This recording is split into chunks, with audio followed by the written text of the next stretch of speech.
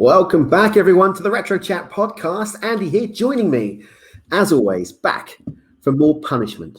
is my old buddy. It's Lee Tyers from MOS. How you doing, my friend? I'm good. I'm really good. Excited to be back for my second episode of Retro Chats. You actually wanted me back, which was good. Did my favorite wrestling pay-per-view last time round with WrestleMania 6, and this time I do the pay-per-view that has my favorite theme song of all time, which is good. Okay, I didn't know that. Yeah. It's a good song, and a bit of trivia about the theme song for this pay-per-view as well. Coming up. Oh, okay. So we'll cover that off. Yeah. Now we need to touch about the point that I'm not going to be playing video in this one because you don't want it to get taken down. Yeah. It had so many views, and then all of a sudden I got this message saying, "Guys, it's been pulled," and WWE deleted it. So then I had to go in and re-edit it and take out you doing the voiceover. Which that was the best bit. But thanks. Yeah. Just what I needed Controversy creates cash. That was the best thing in the podcast, was me doing Lee doing a voiceover. Hour and 16 minutes. All right, that was my best bit. No, it's just the best bit of the show, mate. To be honest, that's just not pack a punch. Right. Okay. So today we're here to talk about SummerSlam of 2001. It's the 20th anniversary on Thursday, the 19th of August, since this pay-per-view took place. And the pay-per-view that was directly following the invasion that you guys covered on MOS a few weeks ago. Absolutely. And interesting times. It really is. You forget it when you watch this and you think 2001, what was going on back then. And it really is right in the thick of the WCW, ECW Alliance versus WWE storyline, or WWF storyline as it was back then. And every single match is almost Alliance versus WWF match, it makes it really good. And it's really unique going back and watching it. Really, really good. It really is. And before we get into it, let's just give you some other details that we need to, because I've got new graphics, which are great. So if you want to subscribe to the show, you can do. Just join us on Spotify, Google, Apple, Android Music, Audible, or the website retrochat.co.uk, and search for Retro Chat Podcast. While you're there, hit subscribe, and please leave us a review, because if you leave us a review, we build up the rankings, and at some point I can beat MOS and be higher up the charts. It can happen. Persistence, that's what it's all about. Yeah, persistence for about 10 years' time. I might actually do it. But until then, you never know. If you want to follow us on social media, you can do. Facebook, Instagram is Retro Chat Podcast. Tweet us at Retro Chat Pod. And join us on YouTube, which is Retro Chat Podcast UK. Just hit the 400 subscriber barrier, so thank you for that. Amazing achievement, and I really appreciate all of your support. And friends of Retro Chat, I'll let Mr. Tyers deal with this one. Well, we're friends of Retro Chat, are we? Ministry of Slam. Yeah? Yes. Okay, we'll go with that. Well, I hope we are. Otherwise we're in trouble. Ministry of Slam comes to you live every Sunday night, 7 p.m. Twitch.tv/the MOS Network. We are everything /the MOS Network. Facebook, Twitter, YouTube as well. We're posting clips and stuff on there. And pretty soon we're hoping to have the good man Andy back over onto the show as well. Get him involved in some stuff, because we need a rematch for the King of Wrestling Trivia thing. We need to do that. Do you know, I was going to do this GIF and put this crown on your head. Do you know how much stick I got that I lost that by 1 point? Wow. I'm sorry about that. But no, you're not really. Although, what was Bret Hart's real name? I mean, that was a bad question. And I still think I should have got that WWF magazine question right. So it should have been like 1 more point, to be honest. But, it was good. It came right down to the wire. No. If you want to see what we're talking about, head over to Twitch, have a look at the archives of the MOS Network. And it was Question of Sports Entertainment between Lee and me, with Lawrence as the question master, who has got a great new catchphrase. He really needs a T-shirt. Well, it's fun at time to make the T-shirts. That's the problem. Do you want to make some for me? It's fine. And lastly, a bit of an upcoming show, because this week you're not just having one, you're having 2 special Retro Chat. I almost said MOS shows there. 2 special Retro Chat shows. Retro Chat shows. Not only this one, SummerSlam, But on Thursday, the NWA World Heavyweight Champion Nick Aldis, it's under Lee's finger. Yes, he is. under Yeah, Lee's I'm just head. gonna He's gonna pat him on the head. Oh, Well done, Nick.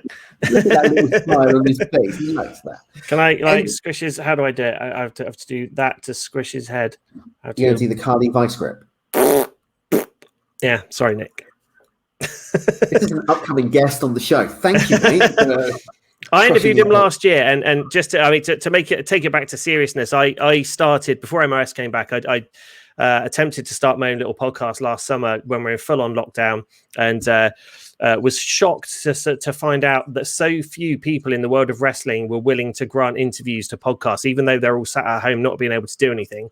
And Nick Aldis, we had dealings with him before and met him a couple of times in sort of MOS history, and when he was Brutus Magnus back in TNA. But Nick stepped up straight away, wanted, happy to have a chat, and he was promoting the NWA. I hope it goes really well for you. He's a great guy, and I'm sure it'll be a fantastic interview. Thank you. Well, that's meant to be being released on Thursday, all being well, and we'll be talking about NWA 73 and NWA Empower, with which the wife is promoting. So that's going to be really intriguing to see what he thinks about that. Not your wife, his wife. His wife. Yeah, my wife couldn't promote a wrestling show. She could have a go. I think that could work. Let's do it. Do you remember back in the day, and this was, it must have been TSC era, that you and I went to the Lighthouse and Pool?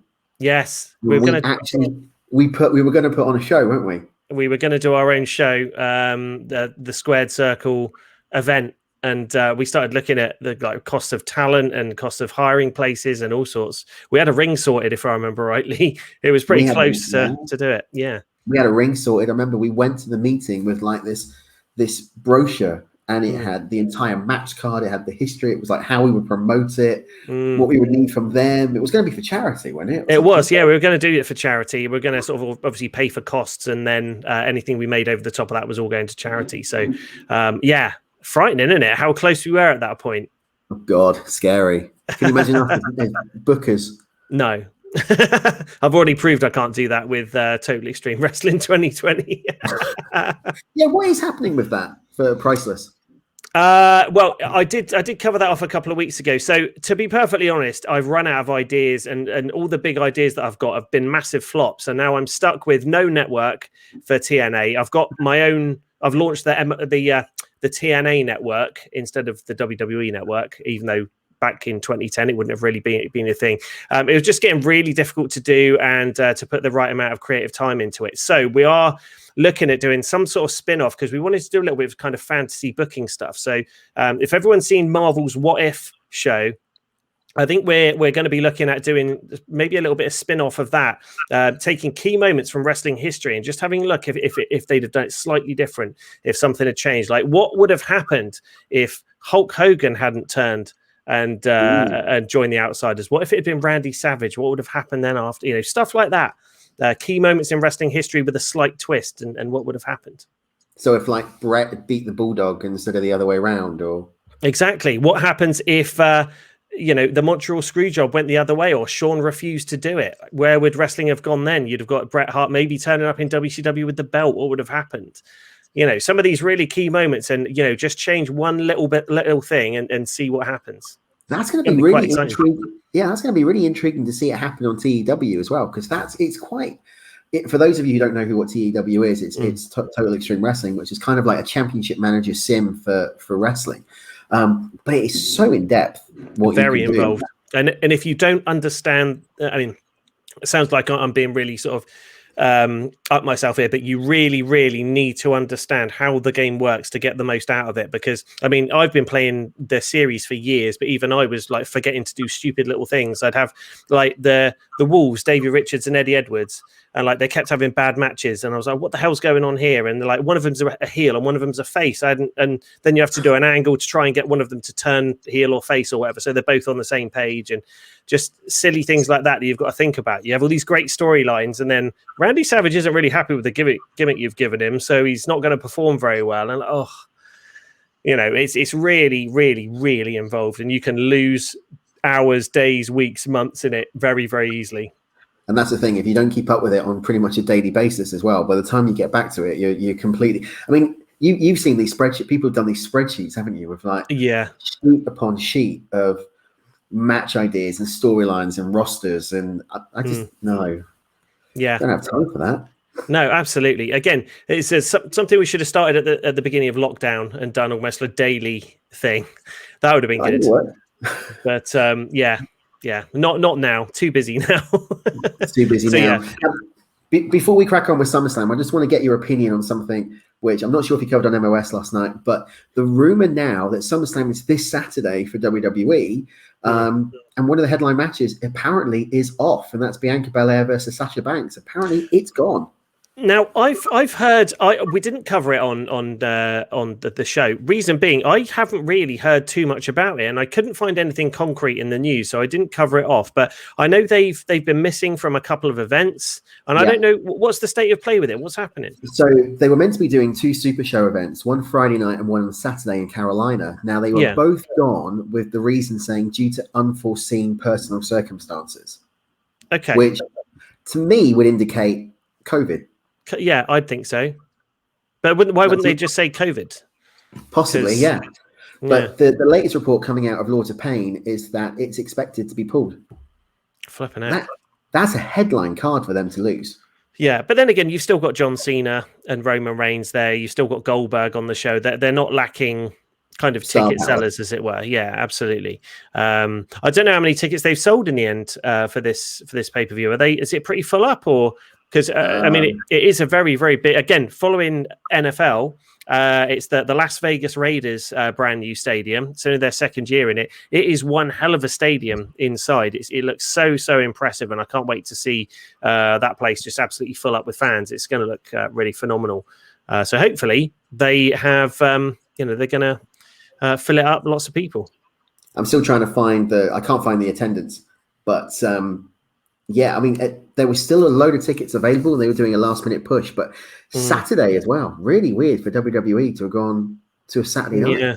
Yeah, because again, you've got I think SummerSlam on the Saturday and then Takeover on the Sunday. I don't see why it's not the other way around.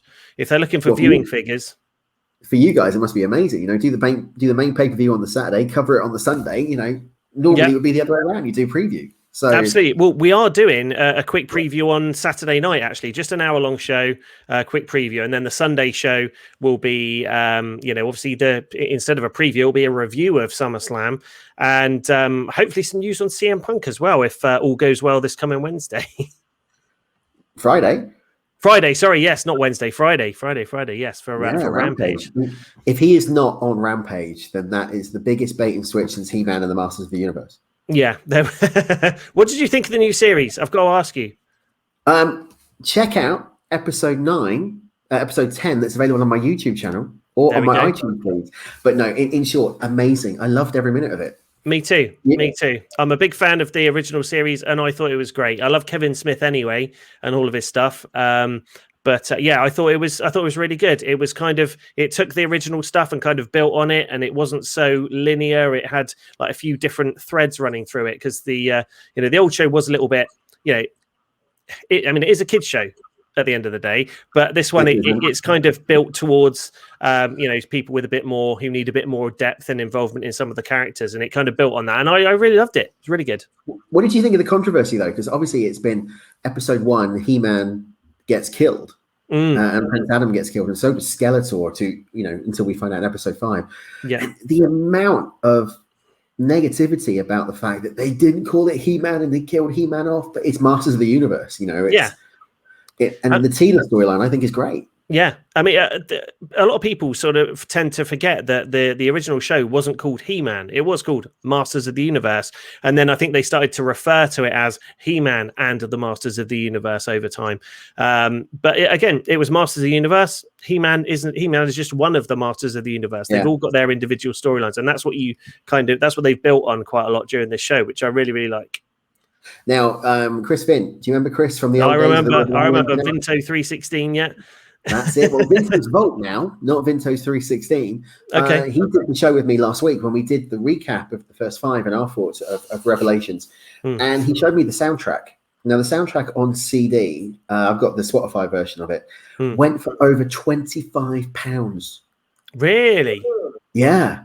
But the soundtrack is immense. You know, the main theme, the transformation theme for He-Man. Yeah. And did you watch any of the CW Arrowverse? Yes. Yeah. Quite a lot of it until I decided I hated Legends of Tomorrow and couldn't bring myself to watch anymore. Yeah, I'm with you on that one. But, you know, Supergirl with Monel, Chris Yes. Wood, Yeah. What's your take on his transformation? What about the power cry? What's your take on that? Wasn't a fan to begin with, to be perfectly honest. I mean, I was expecting, that was the bit that if you were to have the old school when you're a kid watching Master of the Universe on VHS, that's the bit you'd always like fast forward or rewind to. I want to see the bit where he turns into He-Man, and it was so epic. And I think everyone was expecting that. It just didn't quite hold up to it. But then again, it's a bit more, I don't want to say reality based because it's completely fantasy, but it's, you didn't need the whole room to go dark and to be transported somewhere else and all of that. It was a little bit more how it kind of would have been in real life, if you get what I mean.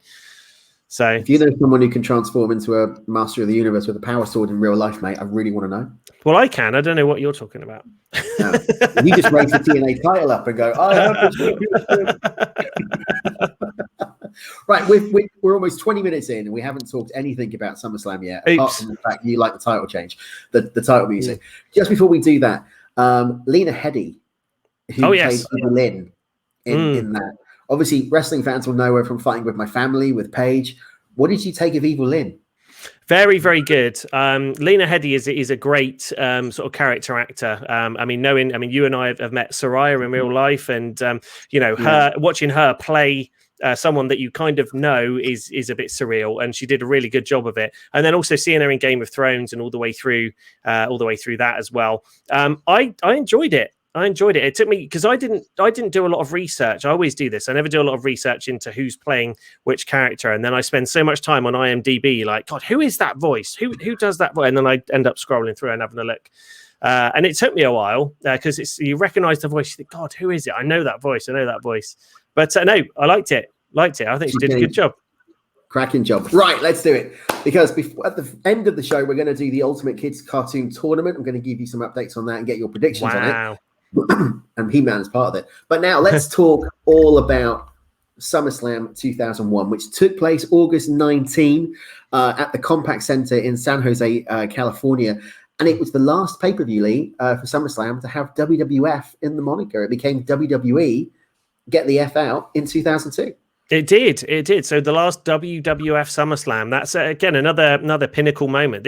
I think this pay-per-view doesn't get the credit it deserves in history, to be honest with you. A lot of people look back at various SummerSlams and what was good, what wasn't. But this one, it's really a highlight. Looking back at some of the matches that took place and some of the stars involved in it, phenomenal.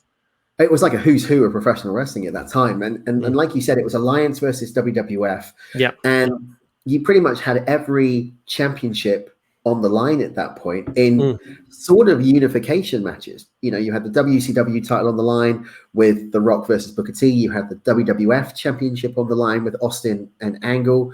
Of course, following on from that heel turn by Austin in Invasion, where he turned on Team WWF. But it was also the last appearance of the WCW tag team titles. Yeah. They didn't happen again. And the WCW, I think it was the US Championship, didn't appear until later on. And the Cruiserweight title was the last appearance until it came back as the WWF Cruiserweight title. Exactly, because it was the WWF Light Heavyweight and WCW Cruiserweight, and they kind of merged to form the WWF or WWE Cruiserweight Championship later on. So, interesting times. Absolutely. Now, the next pay-per-view after this was Unforgiven, which I always remember was the blue cover with the red heads, wasn't it? I think. No, that was 2003. That was 2003. Hang on, let's have a look. Oh, no, it was that one. September 23rd, 2001. It had the triple head of, you've got Austin in the middle and then two heads screaming out either side. I'm just looking at the cover now. Yeah. 15,293 fans were in attendance at the Compaq Center with a buy rate of 570,000. Which at the time was fairly good, because this alliance angle, this whole invasion angle, as you talked about on MOS, never really set the world alight. It was the ultimate dream booking. If you think about WCW coming in to fight the WWF, but without the star power that they had. I mean, that's why they kind of had to bring in the ECW guys to fortify. You look at what WCW was at the time, the people they brought in, and again, great performers: Booker T, Lance Storm, so many people, DDP, Kanyon. Great guys, but not the icons that you would expect if you had to fantasy book a WCW invasion. You're talking Goldberg, Sting, Kevin Nash, Scott Hall, Hollywood Hogan, all of those guys. You expect them to come over.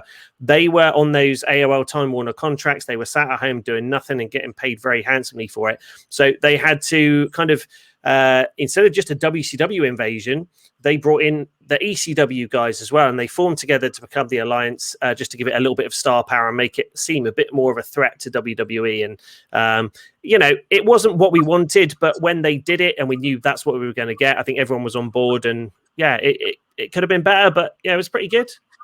In 2001, it was what we got, you're right. And it lasted until Survivor Series when we had the winner take all, the big tag match. And then the following night, those star contracts started appearing because the Nature Boy Ric Flair debuted on Monday Night Raw as the co-owner. But the one thing about the ECW WCW alliance was the fact that it was the McMahon kids, Stephanie, and then the mouthpiece, Paul Heyman. Very interesting mix. Yeah, not what you would expect, was it? No. And I always found it a little bit weird where the whole WWE buys WCW or WWF buys WCW storyline. I've said this a couple of times, but so Vince McMahon's the bad guy and he's the evil owner of WWF. The very last WCW, so Shane McMahon, who is a face, comes in and buys WCW. So you've got face Shane McMahon against heel Vince McMahon, but for years and years, everyone's been trained to boo WCW, but you can't boo WCW because Shane's in WCW and you have to cheer him, and you want to cheer WWF against WCW, but you can't because Vince is WWF, and what the hell do you do? So they ended up turning Shane heel, and Vince was almost a sympathetic face, being invaded by ECW and WCW. It's really weird. They had to kind of flip it.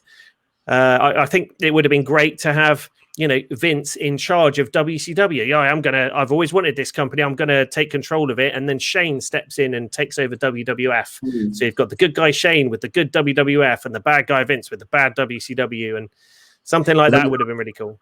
But then you would have been stuck at the end of it with what would you have done with Vince afterwards? Because, Vince bought the WCW. That could have written Vince off TV, which might not be such a bad thing. But, where would you have gone after that? But I think that the one thing about the invasion, before we get to it, you talked about ECW, was the fact that a lot of the ECW talent were already on the WWF main roster at that point. And then to suddenly see the likes of Team 3D, the Dudley Boys, Lance Storm, Rhino, Spike Dudley, suddenly Raven, suddenly turn allegiance and join ECW with the guy that some of them had been heavily critiquing of Paul Heyman back in the past, of not paying the bills and not paying the wages and all that type of thing.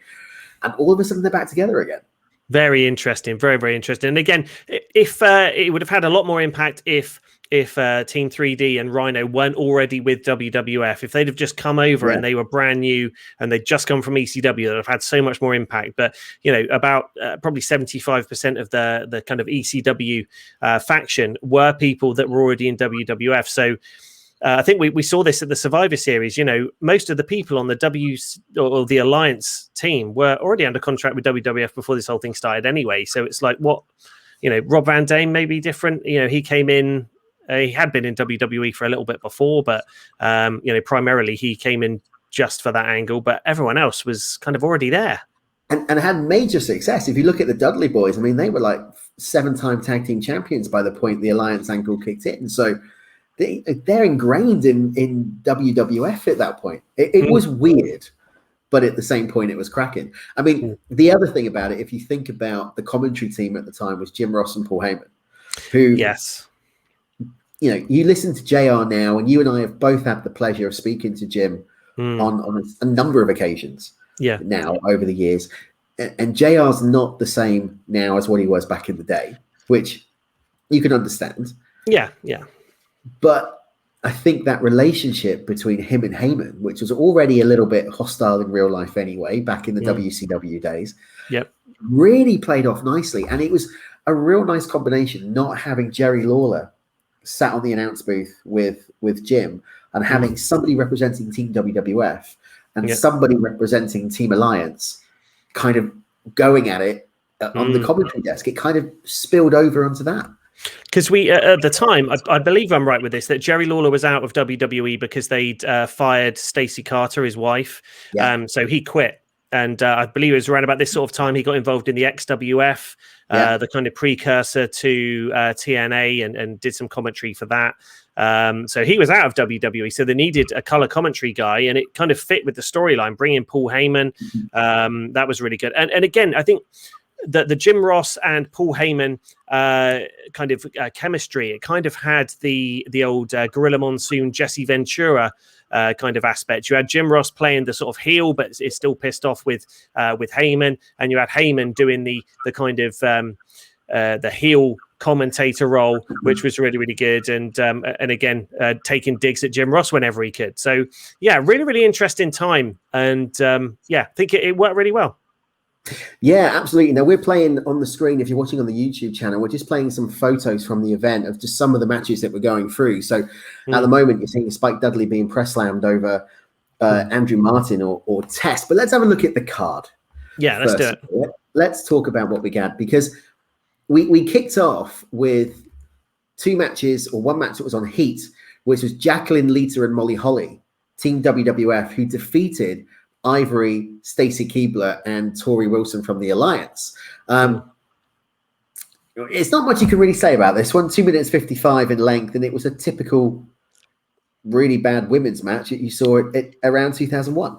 It was, you're kind of right in the middle of bra and panties era with people like Stacy Keibler and Tori Wilson. They got better over the next few years in their performances, but that they dabbled in WCW. But Stacy Keibler and Tori Wilson really weren't that great at that point in the ring. That's why they probably had Ivory as their tag team partner, because lots of experience there from that Ivory brings in. Jacqueline, Lita, and Molly Holly, loads of experience on the WWF side, but Stacy and Tori were there for the eye candy. Let's be honest. Well, then we move into the main card, and this is when we start seeing that star power coming in, because we've got a singles match for the WWF Intercontinental Championship. The strap that we all know is number 2 in the promotion, the Jeff Jarrett belt, if you will. Edge, representing Team WWF, facing off against fellow Canadian Lance Storm from the Alliance. Now, it went for 11 minutes 16.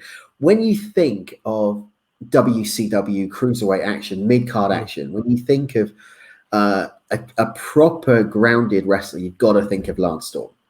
Yeah, Lance Storm. I was a fan of Lance Storm way back in ECW days. Really, really great guy. The one thing he never really pulled off was the promos, but in the ring, he was absolutely phenomenal. And really showed it here in this match. He was the Intercontinental Champion, and absolutely fantastic match. Edge really coming into his own round about this time, really starting to feel confident. And we had a little bit of an appearance from Christian in this match as well. Absolutely. Now, they were already teasing the split, weren't they? Because Edge and Christian had split at this point.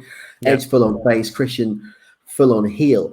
But like you said, you were beginning to see Adam Copeland really step into his own and focus on what he wanted to do. And the precursor for the Rated R Superstar, that he was on the cusp at this point, I think. He'd only been in the industry for a few years, but he was ready to step into that main event level. And it was only a few years after this that he achieved that, really. Yeah, absolutely. And you can certainly see it if you watch something from maybe SummerSlam 2000 and then watch this match from SummerSlam 2001. Again, it's that confidence level in Edge. He's really starting to believe in himself. He understands his character, and he's kind of living the gimmick, for pardon the pun. And when you've got someone in there like Lance Storm, who is again really great in-ring worker, but hasn't really got much of a presence about him, not much of a character. Edge really had to kind of fill that role in the match. He was the gimmick guy, he was the WWF wrestler. Really filled it really nicely, and a cracking opener, really cracking opener. Absolutely. And also, when you think about, Edge was still coming off that great iconic ladder match at WrestleMania X7 TLC. Yeah. Yeah, absolutely. So another, I mean, he branching off into his own. Obviously, he came in as a singles and then did lots of stuff with Edge and Christian. Broke off again as a single when Edge and Christian broke up, and then we see the next chapter in that this pay-per-view. Absolutely. Now we move on to a 6-man tag match. So what you'll notice on here, we've got a lot of singles, we've got a lot of tags. So they're trying to get as much star power in the 9 matches that were on the card. That was it. Yeah. And one of those was on the Heat pre-show. This is the Dudleys, Bubba Ray and Devon, and Test representing the Alliance. That was a weird one. Test joining. That's when you could feel they were getting a little bit desperate for zero relationship with WCW or ECW prior to this.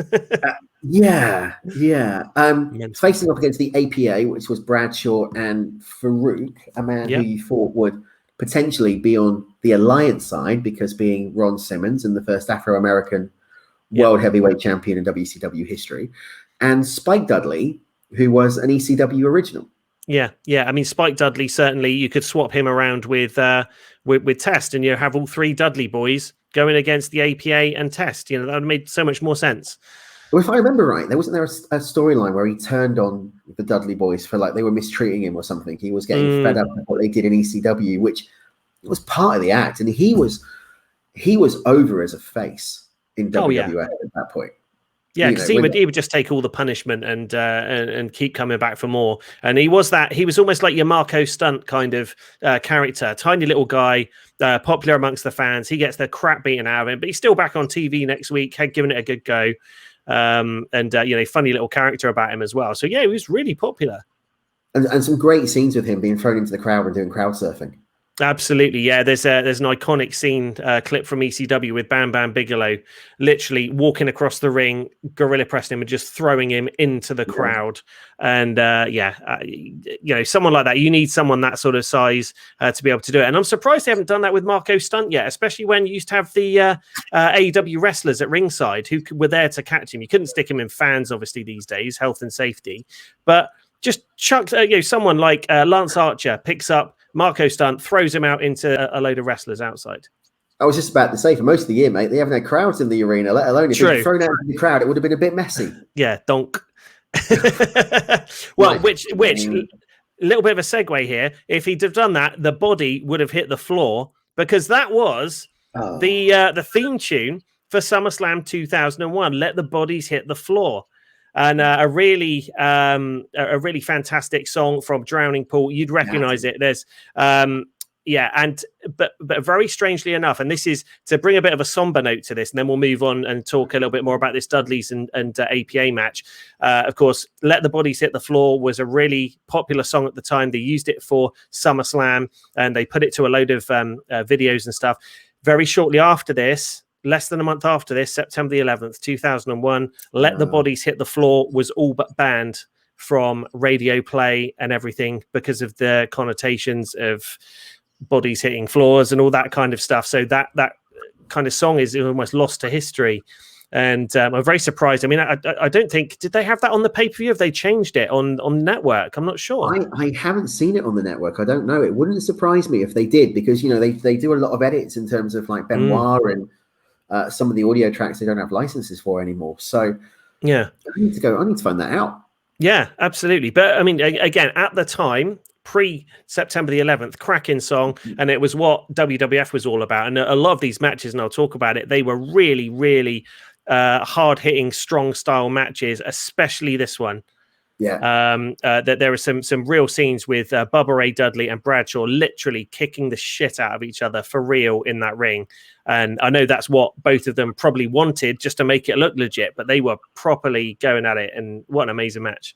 And then you mix someone like Ron Simmons into it as well, who by this point, I never understood. I think you made the point a couple of weeks ago on MOS when you were talking about This Week in Wrestling History, where Simmons won the WCW title.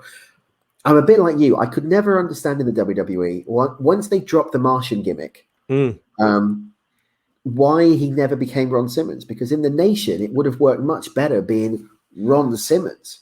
The first black African-American champion, play that gimmick, Yeah. And Simmons and Bradshaw had a much better ring to it than Bradshaw and Farouk.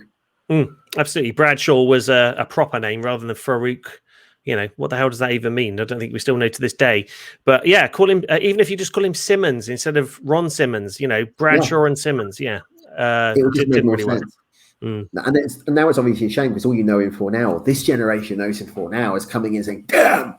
Yeah, exactly. And again, he never really had. I mean, yeah, he had the tag team with Bradshaw, which was really good. But again, I'll always remember him as the WCW champion, and that guy back in that era of WCW is absolutely dominant.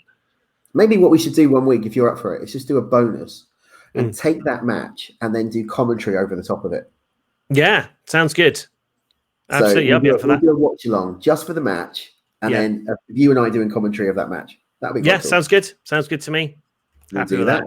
Now, this one only lasted for just under 8 minutes, about 7 minutes and 18 seconds, where they got a lot into it. They did.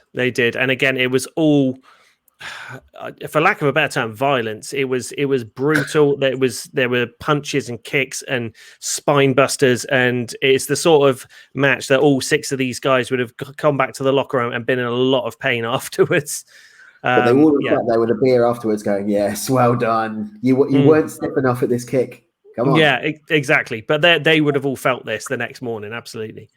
Now, next up was the first unification match between the WCW Cruiserweight and the WWF Light Heavyweight. And it was XPac representing the WWF, who was the Cruiserweight champion at the time, going up against Tajiri. This might answer your question. Drew McIntyre is the current WWE champion. Thanks, Alexa. And apparently, Drew McIntyre is the current WWE champion. Oh, good. Not in 2001, he wasn't. No. Is that a spoiler of what might happen at SummerSlam? Is Goldberg going to make it? Yeah. Is it going to be XPac that turns up instead of Drew McIntyre? Who knows? And he wants one more run. But what was interesting here, this was, I think, the only match where it wasn't WCW Alliance versus WWF. These guys were both WWF performers. Yeah, it just so happened that XPac had won the Cruiserweight Championship previously and was on Team WWF, but it was a unification match. So these guys both, I mean, arguably you could have got away with XPac being a former WCW guy, Tajiri being a former ECW guy. Yeah. You could have made it work that way. But yeah, in storyline, they were both WWF guys. And again, lots of innovative moves. Tajiri were, kind of a highlight reel here for Tajiri in this match, working with someone like Sean Waltman, who is, can make anyone look good. And again, Tajiri didn't really get the best run in WWF. I mean, playing the commissioner's lackey. Yeah. It wasn't great. He was more of a comedy character rather than anyone taking him seriously, which is a bit of a shame. Yeah, absolutely. Now, we're onto a match, which is Le Champion, the demo god of AEW, Y2J Chris Jericho from the WWF, facing off against Impact Wrestling's Rhino with Stephanie McMahon Helmsley, representing the Alliance. And Jericho went over by submission in 12 minutes 34. Now, you wouldn't think putting Jericho in with Rhino, you were going to get a good match. But this is Y2J. Yeah, very, very, very different styles. Well, Rhino obviously is. I mean, he is like his name. He's very sort of ground based, just charging and demolishing people. Jericho still kind of hadn't evolved into the character we know now. He was very, very much high flying and bouncing around all over the place. Still sort of quite kind of merging his WCW cruiserweight style into a WWF type kind of character. So yeah, different styles here, but it did really work. Jericho and Rhino both attempted the walls of Jericho during the match as well, which was interesting to see. Stephanie in there for sort of comedy value. Chris Jericho gave her a kiss at one point on the ring apron, and she sort of acted all horrified. And a bit of comedy in there, which is what you like it with Chris Jericho back in that era. Yeah, and what do you think now of Jericho on commentary at Rampage? Hated it. He was way, way over the top. Really? I love Chris Jericho, but he was just screaming and shouting at absolutely everything, and it was way too much. Especially when you then had Mark Henry sat next to him, go, yeah, like as if he was half asleep. You know what? Just it was a real contrast. I said on MOS last night, keep Excalibur on Dynamite. as Eric Bischoff has said multiple times on his podcast, if you want a completely different identity for the show, change the commentators as well. I want Mike Tenay and Taz, the old Impact TNA announced team on Rampage. That would be amazing. That would be really cool because Mike Tenay's not really doing anything at the moment. So bring him back. Not at all. Why not? Yeah, bring him back. And I want to stick to the 2-man announce booth. 3 for me is too much. And when you have 4 there, that's ridiculous. People are talking over each other. Taz couldn't get a word in on Friday night. It's a bit of a shame.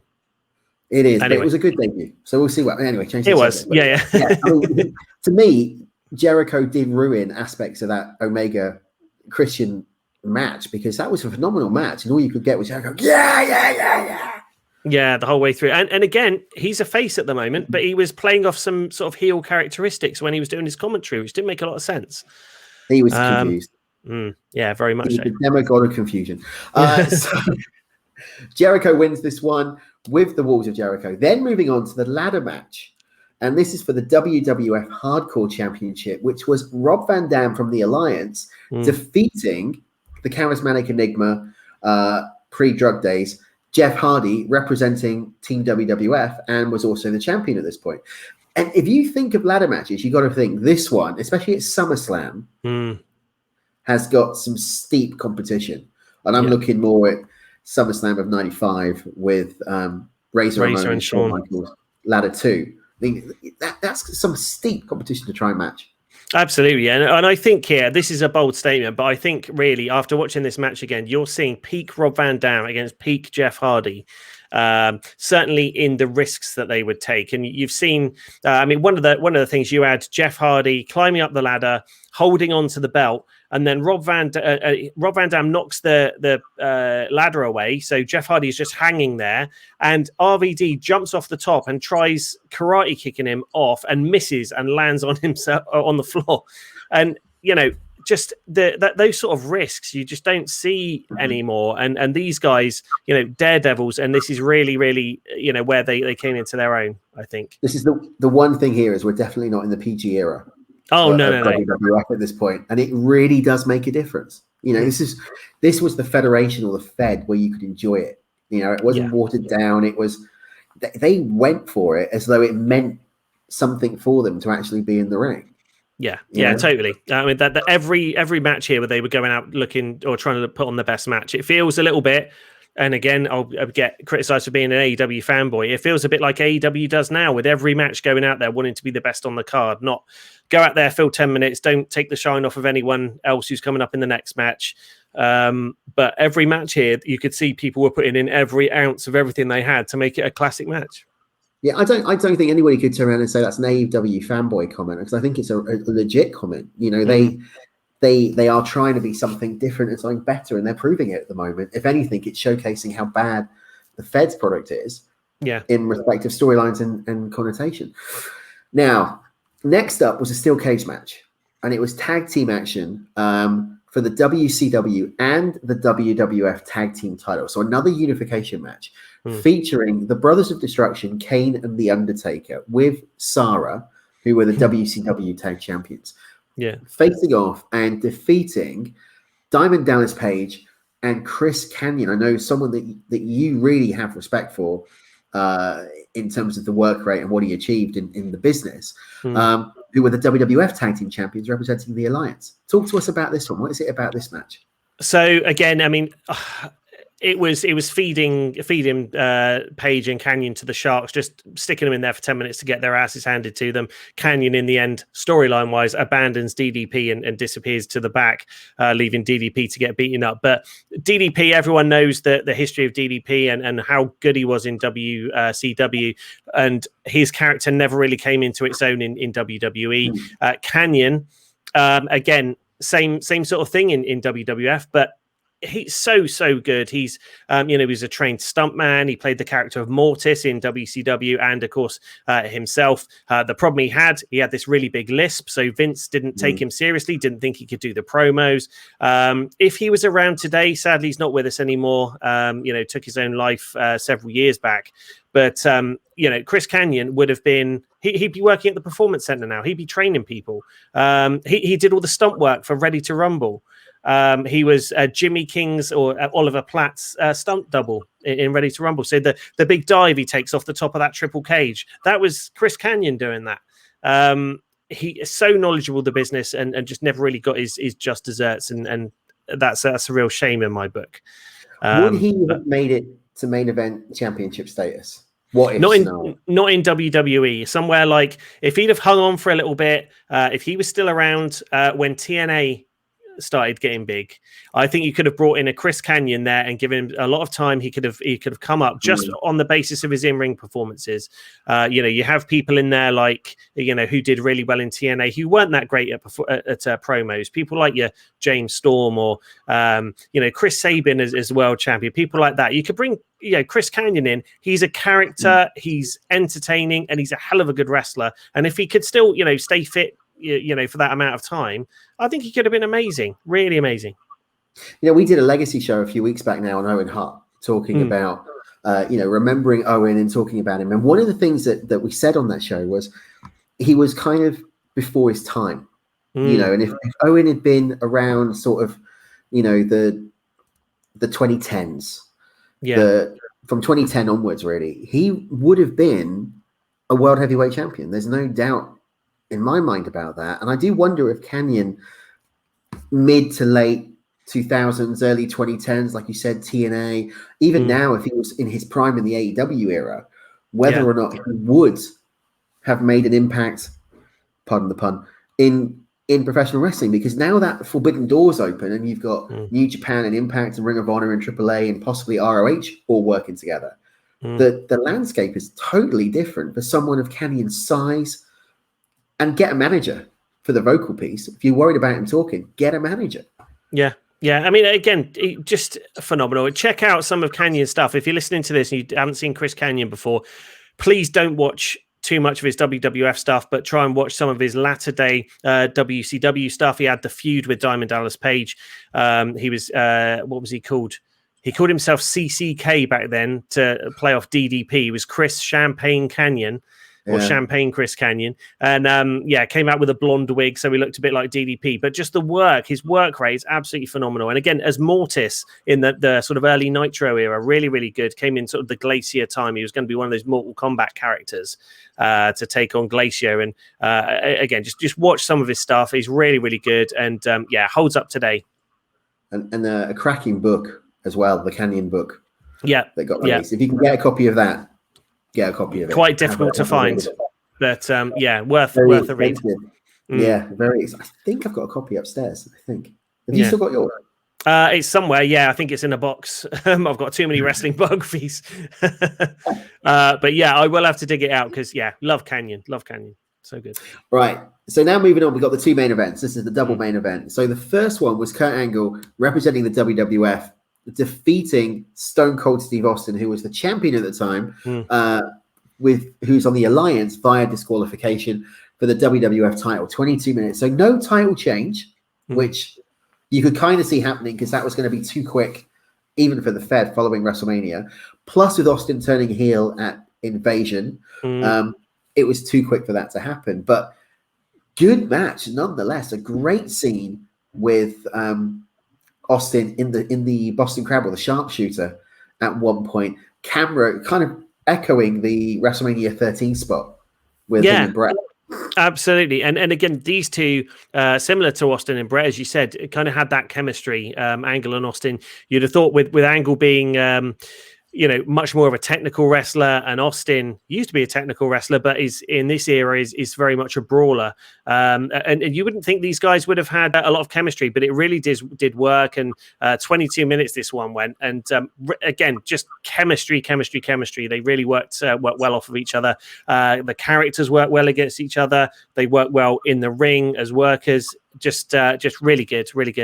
Great match to watch if you want to see some kind of peak Stone Cold Steve Austin and Kurt Angle before he had his head shaved and the sort of character that he used to play in WWF. Yeah, that headgear, it still traumatizes me to this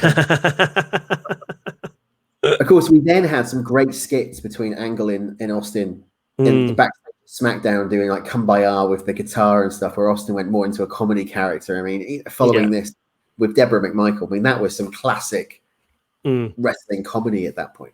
I mean, a lot of this was to cover things like Austin's injuries, so they could get him on the show, but he didn't have to go in the ring and perform. They just did hilarious backstage skits, and Kurt Angle was a part of it. And Kurt Angle took to that like a duck to water. How the hell those guys did not crack up through each and every promo that they did, I have no idea. I would love to see some of the rehearsal footage. It would be great, yeah. I mean, that's a DVD on its own, or a streaming thing on its own. Totally. Moving that, we then had the main event, which was The Rock from Team WWF facing off against Booker T with Shane McMahon from the Alliance for the WCW strap. And bear in mind, at this point, the Alliance is in possession of both of the main titles. Yeah, Austin with the WWF and Booker with the WCW. So it made sense. You could feel there was going to be some sort of a switch between one of those two matches. And of course, this storyline is The Rock was off filming Scorpion King, breaking into Hollywood. They tried to convince him to come back. He joined the Team WWF after rock bottoming Shane McMahon, and they had the last man standing match on SmackDown. Booker T interfered. Then we got this match, 15 minutes in run. The Rock wins with a rock bottom onto Booker T with the pinfall count for the 3. The WCW title comes back, arrives at the WWF for the first time. Interesting, isn't it? Because you had, the Alliance with the WWF Championship, but WWF with the WCW belt. Very, very interesting. I'm not sure. It did eventually play out, and they did the unification and all that kind of stuff. But it always looks a little bit weird with Rock walking to the ring with that WCW Championship belt. It never really, I mean, not so much today because you recognize it as the World Heavyweight Championship and it's a bit more WWF-y. But then it was the sort of the icon that you kind of associated with WCW, and to see someone as WWF through and through like The Rock holding that belt, it just looked weird. Really, really weird. It was very strange, very strange. And then that was the card. That was it. That was SummerSlam. That was it. And yeah, absolutely fantastic. A great card, top to bottom. I certainly think that you can watch it now. And if you think now about WWE and what it's missing, what you're not enjoying about it, go back and look at this show and think, this is what it's missing. This is what it should be. This is the wrestling that you'll love. This is what you remember WWE for. Absolutely. Lee, thanks for joining me and talking to me about SummerSlam 2001. We're not done yet, though, because we've got a few more things that we need to cover off. So on screen, you will see, obviously, Friends of Retro Chat, the MOS Network. I've had the pleasure of being back on there a few times. Twitch.tv/MOS Network, Sunday at 7 p.m. GMT live, and also subscribe to them on podcast if you want the audio feed. But now, my friend, it's the big one. It's the big one. Now it's forget SummerSlam. That topic's gone. It's now the Ultimate Kids Cartoon Tournament time. Okay, I'm on board. Talk to me about this. So we have got 48 classic kids cartoons from the 80s, the 90s, and the early 2000s. Yep. They were randomly put into 24 matches. Okay. Now the winner of Group A will face off against the winner of Group B to be determined as who is the Ultimate Kids champion. And they've been going on to Twitter, and we've been having people vote. So the first match we did was Banana Man versus the Muppets / Muppet Babies, because I got criticized for putting the Muppets that weren't a cartoon into there. So I quickly changed it to the Muppet Babies. Muppet Babies, yeah. With Banana Man winning the vote. So Banana Man moves through to the next round. The next match we're doing, which I'm going to get your prediction of, but then I'm going to tell you the result, was this one. Who would go through? He-Man and the Masters of the Universe against the Looney Tunes. Who should move through to the next round? Now, that is very difficult. That is very, very difficult. And I think you're going to struggle with, whether you're an old school sort of, you like your classic slapstick comedy with Bugs Bunny and Daffy Duck and all that sort of stuff, or if you like almost superhero type characters like your He-Man. Thinking about the sort of, if I had to vote, I would probably, in fact, if I had to vote, and I think I would probably guess that He-Man won. It was very close. Yeah, I can imagine it was. He-Man made it through to the next round. So, last week, I spoke with Larry Kenny. Interview is being released next week. It was going to be this week, but then Nick Aldis came into play, and SummerSlam. But I asked him about this match. The Biker Mice from Mars going up against the Thundercats with Rhino looks like he's about to punch you in the face. If you look at the screen, you can see the fist. I am going, and one of the Biker Mice looks like he's about to shoot you in the face. Yeah, well, that's not. Please stand up your nose. Oh no! Yes. Oh. I would. It's not even a contest for me. Thundercats wins. I was never really a fan of Biker Mice from Mars, so it's Thundercats for me. I remember watching the first ever episode of Thundercats when it aired on BBC. The broom covered with Philip Schofield. I used to watch it all the time, and it was fantastic. Loved it. I've got a bit of trivia for you on Thundercats. Did you know we never had the complete series air in the UK? Really? Only the first season ever aired on terrestrial TV. It's only when it came out on DVD did we actually see the entire 125 episodes. Because we had the because I bought the video, the VHS video of Thundercats Ho the movie, where the additional 3 Thundercats came on board with Jarga and Pumira and Linkso, was it? And they came on board, the blind guy, and that was really cool. And a few different villains I think came into it at the same time. But really, really amazing. I never saw anything like that on TV. So that kind of explains a lot. I think that after those spin-offs, they'd have probably had a load more episodes. Yeah, absolutely. But they did 125, 130 episodes, and we only saw 65 of them in the UK. Wow. Because after it left the broom cupboard, it went to Going Live on a Saturday morning. Oh, did it? Yeah. So I never watched Going Live on a Saturday morning, or very rarely watched Going Live on a Saturday morning. I never knew. I just thought it had finished and that was it. Why? Why did you never watch Going Live? It was great. I was an ITV sort of person. So, Well, you can't have everything. The other one that I asked Larry Kenny about, and again, I want your opinion, it's in Block A. It's She-Ra, the Princess of Power, against the Silverhawks. Now, the Silverhawks is very underrated, especially... I know you like it, I like it as well, but it was never really as mainstream as something like She-Ra. So if I was to look at the voting, I'd have probably gone with She-Ra. Silverhawks, I've got a soft spot for. I'd probably vote for Silverhawks on that. So the second of the trilogy of Rankin Bass, Thundercats, Silverhawks, and then Tiger Sharks, which never really aired here in the UK. This hasn't gone live yet, so it's intriguing to get your prediction as to who will go through. This week's match, though, that's going to be going on Twitter later tonight, pits 2 80s icons. Ooh. One of them is More Than Meets the Eye, and the other one is DuckTales. Ooh. Wow, that's difficult. I hate voting against Disney, but for me, Transformers iconic 80s, it's got to be.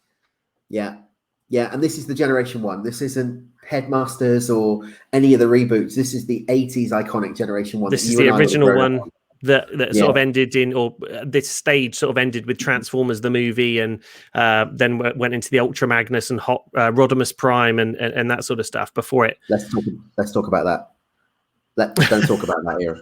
Oh, okay. All right. No. It was good. It was good up until that point. Yeah, it was terrible.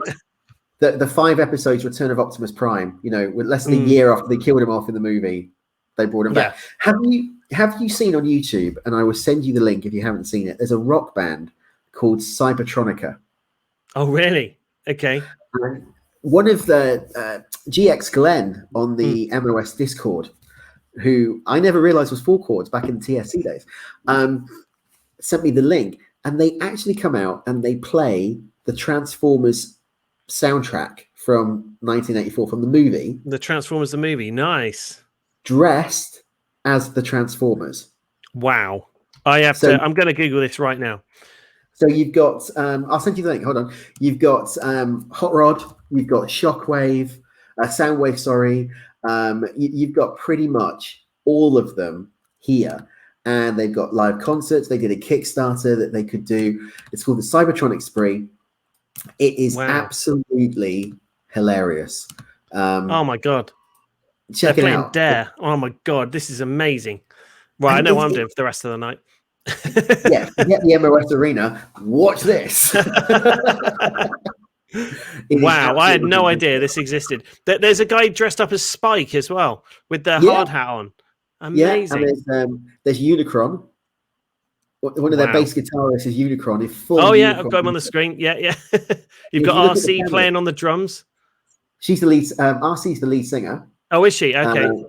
Then you've got Soundwave, and you've got Rumble as one of the backing dancers. It is just incredible. And there's one video they put up where they're trying to get up the stairs, and you're trying to see them getting up the stairs into the green room in full Transformers outfit, and some of the size of Unicron trying to get in. Yeah, that's going to be a problem. Have a check it out. Tell Lawrence that I'd like Voodoo Vegas to come out wearing something like that on their next return. I can imagine that. I can imagine it. I can imagine Mary doing it. Yeah, absolutely. Why not? She'd be up for anything. Lee, it's been an absolute pleasure. I appreciate you having me. At any time, my friend, anytime. Just before you go, if you want to subscribe to the show on audio, you can do Spotify, Google, Apple, Amazon. Check out the website, retrochat.co.uk. There has a direct link to Ministry of Slam on there and the Twitch, so you can go and follow them, because on a Sunday at 7 o'clock, where do they need to go? They need to head on over to twitch.tv/the MOS Network. We're there every single Sunday, 7 p.m. for at least 2 hours. We always try and aim for 2 hours, but it always ends up running over, especially when you've got some of the callers that we have who like to talk quite a lot. And it's normally by the time we're running out of energy. So we're just like, the callers just take over the show. It's amazing. You know, I can honestly say that I love hearing Bericles. Yeah. Give a shout out to Bericles Corner. Yeah, Bericles Corner. Every single week, without fail, he's on the show, and he's given his views on wrestling. It's nice seeing some of the older ones, like the franchise, appear back as well on the show. Yeah, absolutely. The choice of sandwiches is quite concerning. Yeah, what sandwiches are the franchise going to have this week? That's an interesting new segment on Ministry of Slam. Who thinks it's wrestling related? Don't forget, this week our bonus show will be dropping on Thursday. NWA World Heavyweight Champion Nick Aldis, the UK zone, will be chatting with me to talk about NWA 73, NWA Empower, and you still have the opportunity to submit. Are you stroking his head? I'm just tickling his hair. Well, look, he's got that little smirk again. He's enjoying it. You have the opportunity. Oh God, the Hogan figures out. It's Hulkster. That's a fantasy match up there, isn't it? Who would win, Hogan versus Nick? He's not happy. Look at that. He's growling at him. I was the third man, brother. So that's coming on Thursday. If you've got a question, submit it on social media. All you need to do is head over to Facebook, Instagram at Retro Chat Podcast, tweet us at Retro Chat Pod. Don't give me a question on YouTube because it won't be up and you won't be able to answer it. But do it on the other means and we'll ask it this week. Sounds good. That's it. Brilliant. Lee. Thank you very much. Always stay on the line or stay on the video chat for me for just a second. Yep. We'll be back with more of Retro Chat later. Until then, see you very soon. Take care. Bye-bye.